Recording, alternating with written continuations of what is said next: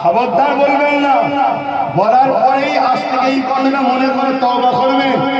আরে আমি কপাল ভাড়া কি করে হতে পারি? আমি আখিরি নবীর উম্মত। মুসা নবী, ঈসা নবী, দাউদ নবী, সুলাইমান নবী, সব নবী যে নবীর উম্মত হতে চেয়েছে আল্লাহ আমাকে সেই নবীর উম্মত করেছে। আর আমি বলছি কপাল ভাড়া। আর সেই উম্মত আজকে দালালি করতে করতে করতে নিজেকে ছিঁড়ার জুতো বানিয়ে ফেলেছে। এই সব দালাল ইমান ছেড়ে রেখেছে। এদের কাজ কি?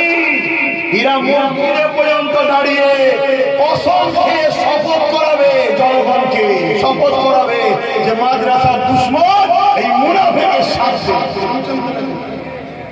এই জন্য সব ছেড়ে রেখেছে।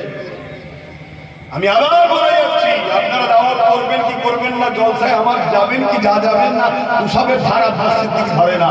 আমি আমের আল্লাহের গোলাম।